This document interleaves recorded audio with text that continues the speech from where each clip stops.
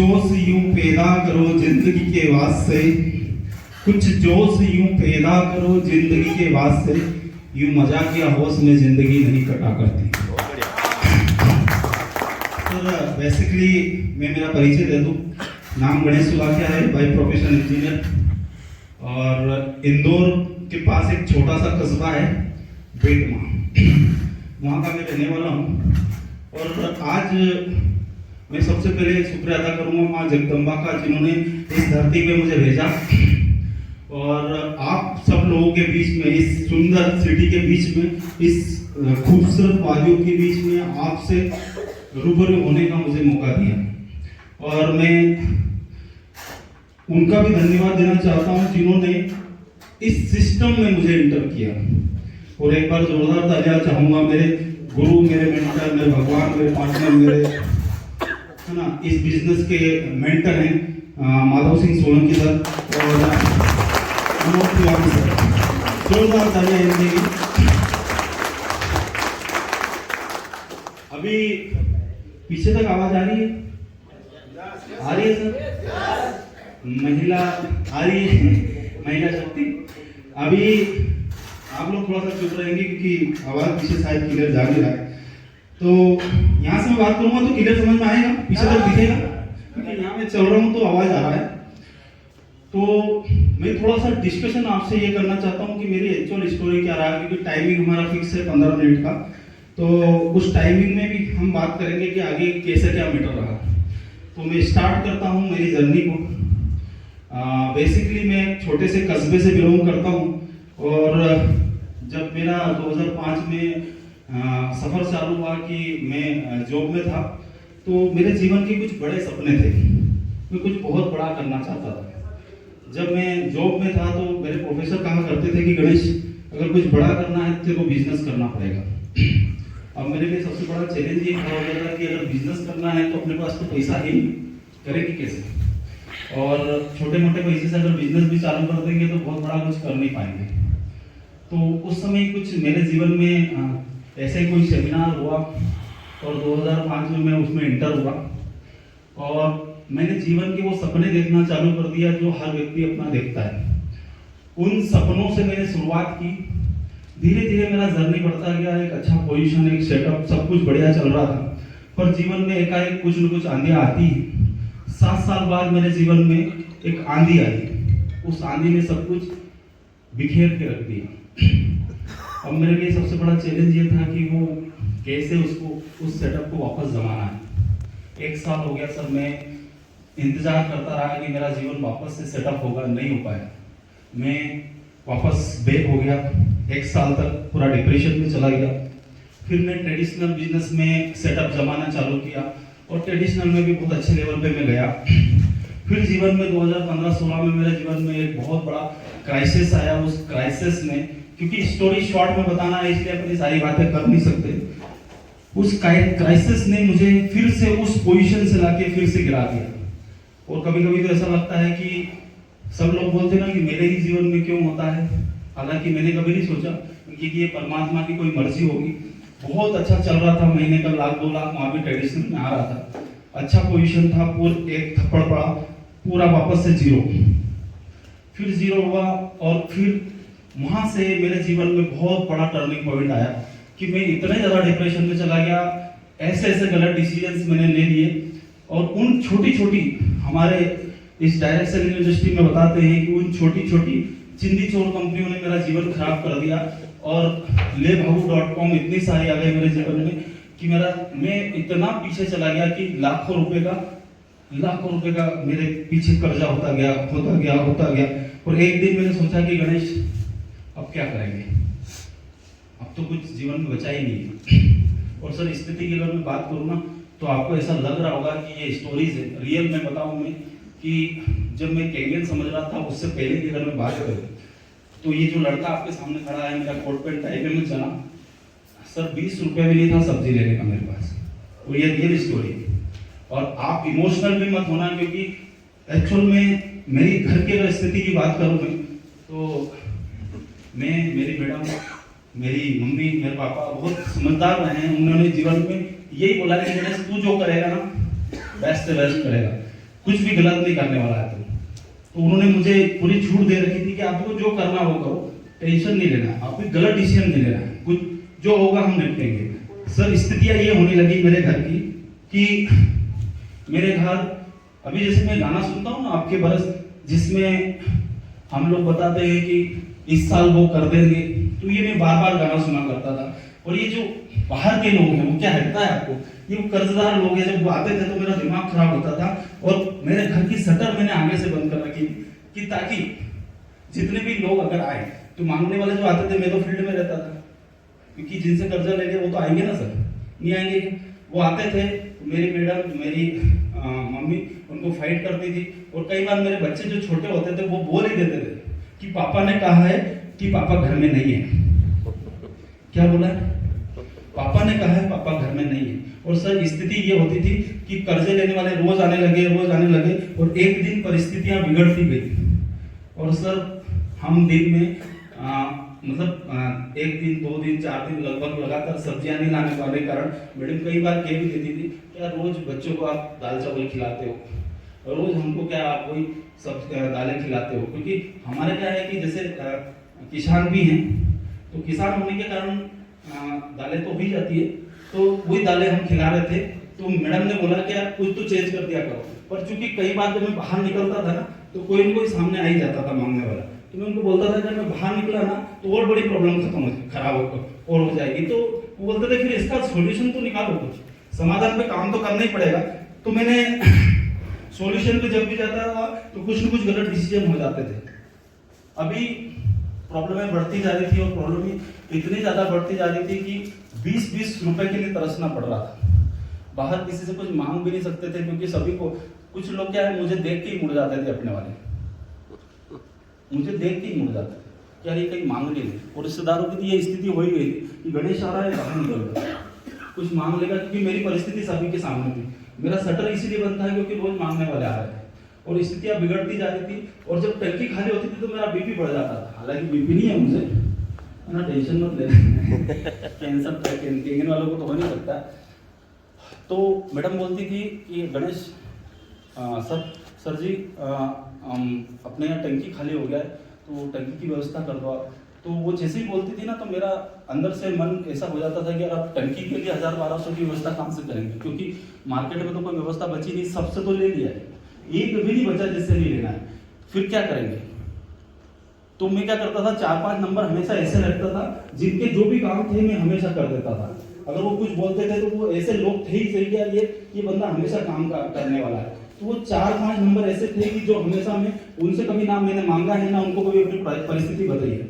मैं फोन करता था कि यार मेरे घर टंकी खाली हो गई है और मैं घर से बाहर, भले घर में हूँ, मैं घर से बाहर हूँ, आपको घर पे टंकी पहुंचाना है या मैं किसी को पहुंचा रहा हूँ। तो बोलते थे कि यार टंकी खाली हो गया तो अभी कौन सा संडे है, तू ला के दे दे घर पे।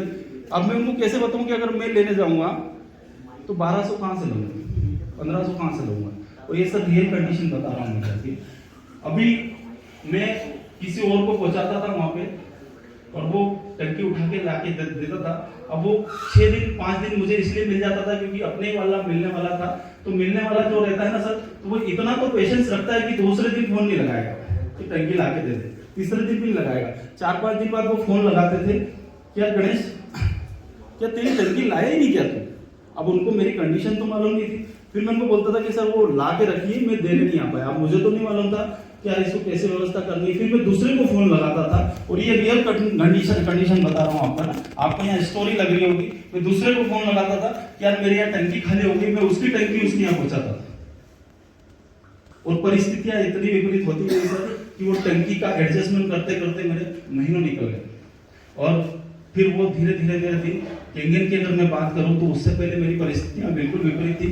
और माधव सोलंकी सर मेरे पास आए, यार गणेश जी आप इतने बड़े लीडर हो, आपने बड़ी बड़ी टीमें बनाई, बड़ा बड़ा नेटवर्क खड़ा किया, पर आज तुम्हारे साथ ऐसा क्यों हो रहा है, पर आपको कैसे भी करके बाहर निकलना है। तो मैंने कहा है सर आप समझ लो मेरी परिस्थिति में 1000 की व्यवस्था नहीं कर पा रहा हूँ, 3 लाख रुपए कहाँ से लूंगा। तो बोले sir you can do it, आप कर सकते हो। और मैं हमेशा नारा मेरी टीम को दिया करता था, we are born to win, may your success be unlimited. हम जीने के लिए नहीं जीतने के लिए पैदा हुए। तो अंदर ही अंदर फीलिंग्स तो आती थी कि यार कुछ बड़ा करना है, कुछ करना है, कुछ विशेष करना है। कैंगेन से पहले अगर मैं माधव सिंह सोलंकी सर की बात करूँ तो रात रात भर हमारी चैटिंग होती रहती थी। सर बोलते थे सर यही प्लेटफॉर्म है जो आपको तरक्की दिला सकता है, यही प्लेटफॉर्म आपके लिए बना है। पर मैं बार बार इसको नकारता था कि सर 3 लाख का आइटम मेरे से मैं नहीं दे पाऊंगा, और मैं खुद तो ले नहीं पाऊंगा ना सर, मैं स्टार्ट कैसे करूँगा। तो वो बोलते थे सर मुझे नहीं मालूम आप कैसे स्टार्ट करेंगे, ये मुझे नहीं मालूम, पर आप स्टार्ट कर दे प्लीज। फिर एक दिन इन्होंने ये माने ही नहीं, तो मैं माता रानी को बहुत मानता हूँ। मैं एक दिन मंदिर में बैठा और माता रानी से प्रार्थना करी कि अगर ये बार बार जिद कर रहे हैं सर, और अगर ये जिद कर रहे हैं तो कोई अच्छा ही होगा मेरे लिए। मैंने समर्पण किया कि अब तू जान और तेरा काम जाने, मुझे नहीं मालूम। जैसे अंगद ने समर्पण कर दिया था कि ये राम का काम है, तो मैंने भी समर्पित कर दिया था कि हो सकता है तेरा ही काम हो, तो जीवन में कुछ लाना चाहती हो। तो मैंने समर्पित भाव से उनको सरेंडर किया, और सरेंडर ऐसा किया सर कि मुझे नहीं मालूम मेरा मशीन कैसे आएगा, मैं कैसे काम स्टार्ट करूंगा, मैं कैसे लोगों तक पहुंचूंगा। और मैंने धीरे धीरे काम स्टार्ट किया। सर स्टार्ट भी कैसे किया पता है आपको? जब सोलंकी सर आए, जब सोलंकी सर आए मेरे पास में, तो मैंने सर को बोला सर मेरी पूरी जो टीम है ना वो मेरे जैसी है।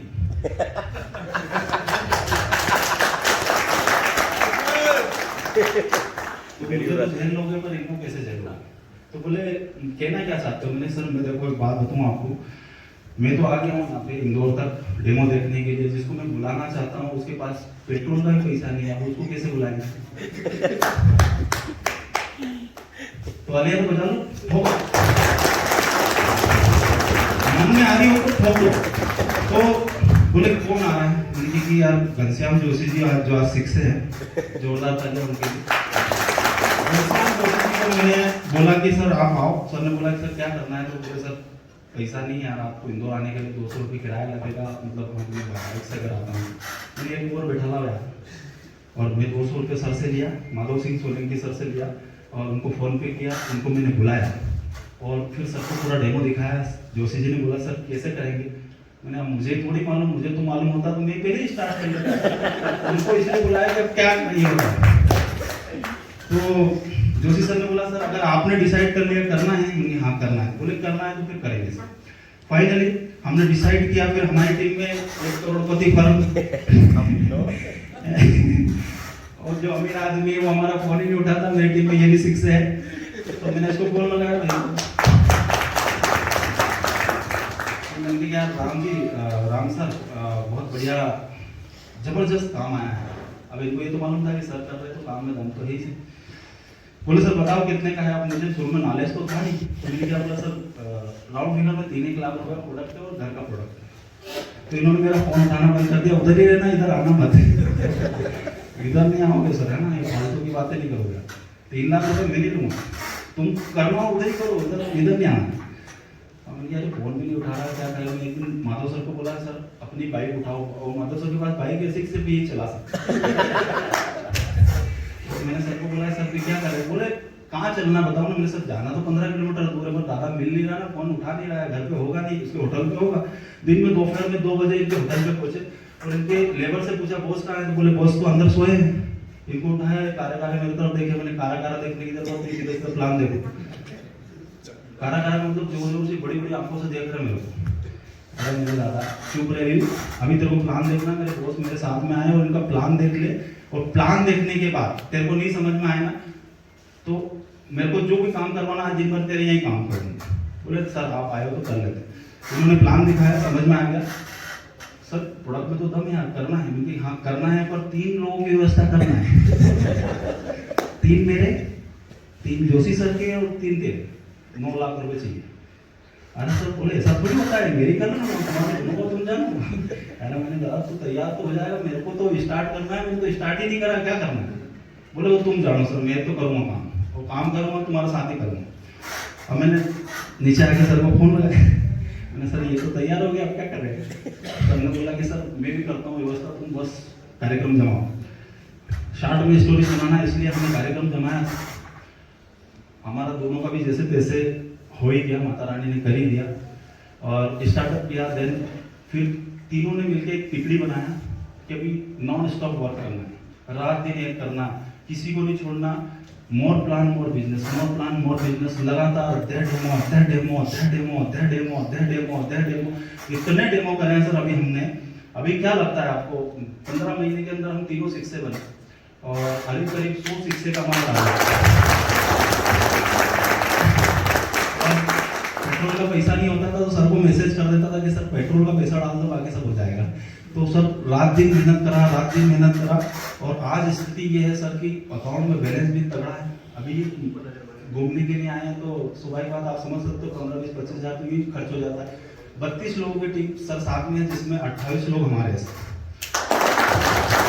आप समझ सकते हैं कि जबरदस्त प्लानिंग किया। और आज क्योंकि ये स्टोरी बदला है इसलिए क्योंकि दिल में एक आंख थी, काम करने का एक जुनून था और मैं अपने काम से हमेशा प्यार करता था। इसलिए मैं बोलता था कि प्रेम प्रेम सब कोई कहे, प्रेम न जाना कोई, प्रेम प्रेम सब कोई कहे, प्रेम न जाना कोई, 8 पहर बहता रहे, प्रेम कहावा सोई, घटत बढ़त क्षण एक हो, सो तो प्रेम न होई, जहाँ मारग मालिक बसिया, प्रेम कहावा सोई। स्वयं परमात्मा जब जिसके साथ हो जाता है, आप जिस काम से प्यार कर देते हो वही काम आपको उठा के नंबर 1 पोजीशन पे ले आता है। और आज यही कारण है कि उसी काम ने हमको नंबर 1 पोजीशन पे दिया और आज हम इस पोजीशन पे हैं। तो क्या लगता है आपको करना चाहिए या नहीं करना चाहिए?